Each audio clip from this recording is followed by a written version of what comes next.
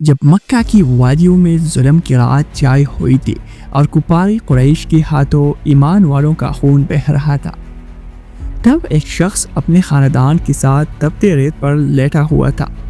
اس کے جسم پر دہکتے انگاروں کے چاپ تھے، لیکن اس کے دل میں ایمان کی شمع روشن تھی۔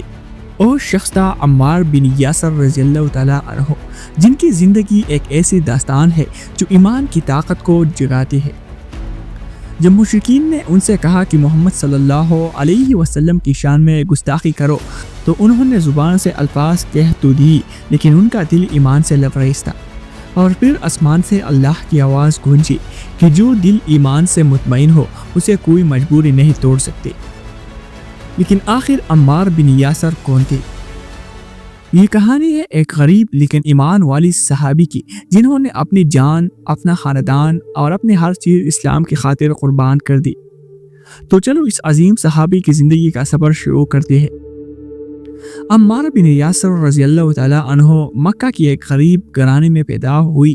ان کا باپ یاسر یمن سے مکہ آیا اپنی بائی کو ڈھونڈنے، لیکن وہ مکہ میں ہی بس گیا اور بنی مخزوم کے سردار ابو حذیفہ کا حلیف بن گیا۔ ابو حذیفہ نے اپنی کنیز سمیہ سے یاسر کی شادی کر دی اور اس جوڑے سے عمار پیدا ہوئی۔ وہ عام الفیل کے سال پیدا ہوئی، وہی سال جب ہماری نبی صلی اللہ علیہ وسلم کی ولادت ہوئی۔ لیکن عمار کا خاندان غریب تھا، کوئی طاقت نہیں، کوئی پشت پناہی نہیں۔ ابو حذیفہ نے عمار کو بچپن میں آزاد کر دیا، لیکن پھر بھی وہ سماج میں ایک غلام کے بیٹے ہی سمجھے جاتے تھے۔ جب نبی اکرم صلی اللہ علیہ وسلم نے دعوت اسلام دی تو عمار کے دل نے فوراً لبیک کہا۔ وہ اپنی دوست صہیب بن سنان کے ساتھ داری ارقم پہنچے، جہاں نبی صلی اللہ علیہ وسلم نے انہیں توحید کی بات سمجھائی۔ عمار نے فوراً کلمہ پڑھا اور ان کے والدین یاسر اور سمیہ اور بھائی عبداللہ بھی ایمان لے آئے۔ یہ وہ وقت تھا جب مکہ میں صرف چند لوگ ہی مسلمان تھے۔ عمار ان 7 عظیم لوگوں میں سے ایک تھے جنہوں نے سب سے پہلے ایمان قبول کیا۔ کفار قریش نے عمار اور ان کے خاندان کو نشانہ بنایا، کیونکہ وہ غریب تھے، کمزور تھے، بے سہارا تھے۔ مشرکین نے انہیں تپتے ریت پر لٹایا، ان کے جسموں پر دہکتے انگاروں سے نشان بنائی، پانی میں غوطے دی، لیکن ان کا ایمان نہ ڈگمگایا۔ ایک دن جب عمار کو انگاروں پر لٹایا جا رہا تھا، نبی اکرم صلی اللہ علیہ وسلم وہاں سے گزرے۔ آپ نے عمار کے سر پر ہاتھ پھیرا اور دعا کی، اے آگ، تو عمار پر اسی طرح ٹھنڈے ہو جا جیسے ابراہیم علیہ السلام پر ہوئی۔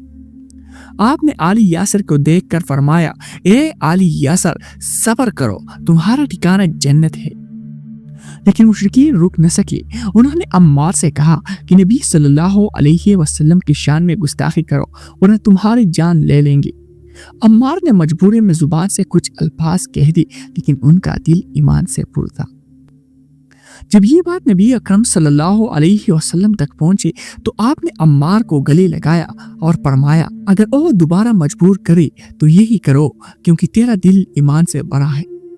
اور پھر اللہ نے قرآن میں سورہ نحل کی آیات نازل کی، جو دل ایمان سے مطمئن ہو اسے کوئی مجبوری گمراہ نہیں کر سکتی۔ لیکن عمار کے خاندان کا صبر امتحان مانگتا تھا۔ کفار قریش نے ان کی ماں سمیہ رضی اللہ تعالیٰ عنہ کو نشانہ بنایا۔ ابو جہل اور ظالم سردار نے سمیہ پر نیزہ مارا اور وہ اسلام کی پہلی شہید خاتون بن گئی۔ یاسر رضی اللہ تعالیٰ عنہ بھی ان ایذاؤں کی تاب نہ لائی اور شہید ہو گئی۔ عمار کا بھائی عبداللہ بھی شہادت کے رتبے پر فائز ہوا۔ عمار اکیلے رہ گئی، لیکن ان کا ایمان پہاڑ کی طرح مضبوط تھا۔ جب نبی اکرم صلی اللہ علیہ وسلم نے مدینہ ہجرت کی، عمار بھی ان کے ساتھ چل پڑے۔ مدینہ پہنچ کر انہوں نے ایک عظیم تجویز دی، اے اللہ کے رسول، ایک ایسی جگہ ہونی چاہیے جہاں آپ لوگوں سے بات کریں اور ہم سب مل کر نماز پڑھیں۔ یہ سن کر نبی کرم صلی اللہ علیہ وسلم نے مسکرا کر سر ہلایا اور پھر عمار نے اپنے ہاتھوں سے اسلام کی پہلی مسجد قباء کی تعمیر میں حصہ لیا۔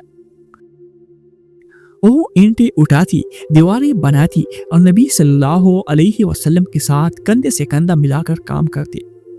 نبی اکرم صلی اللہ علیہ وسلم نے مہاجرین اور انصار کے درمیان بھائی چارہ قائم کیا اور عمار کو حذیفہ بن یمان رضی اللہ تعالیٰ عنہ کا بھائی بنایا۔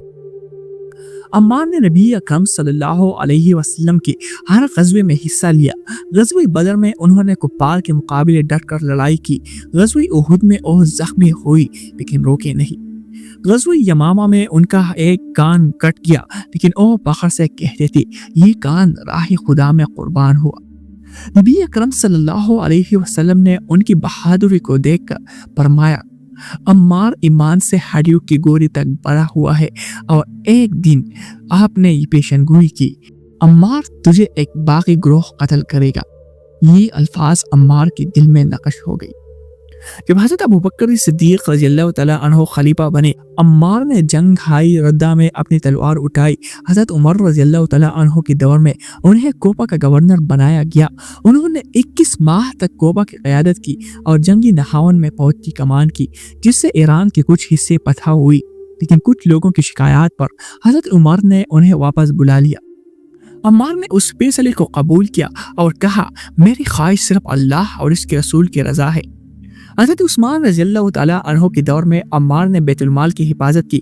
جب انہوں نے دیکھا کہ بیت المال کا مال غلط تقسیم ہو رہا ہے تو انہوں نے آواز اٹھائی۔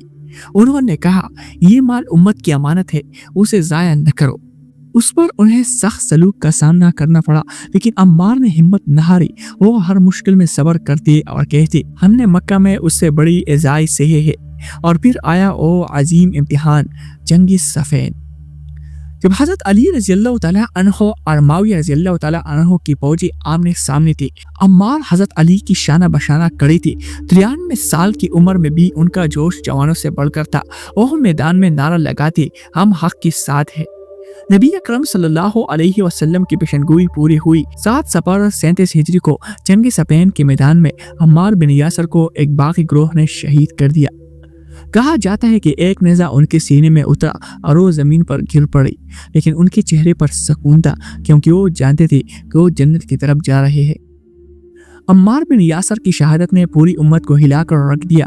حضرت علی رضی اللہ تعالیٰ عنہ نے ان کے جنازے کو دیکھ کر فرمایا جو عمار کو گالی دے اللہ اسے جہنم میں ڈالے۔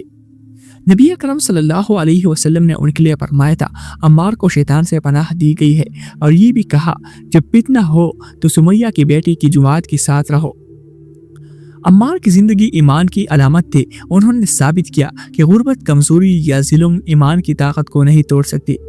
ان کا مزار شام کے شہر رقہ میں تھا جہاں لوگ ان کی زیارت کو جاتے تھے، لیکن افسوس کہ 2014 میں داعش کے ظالموں نے اس مقدس مزار کو تباہ کر دیا، لیکن عمار کی کہانی کا کوئی نہیں مٹا سکتا۔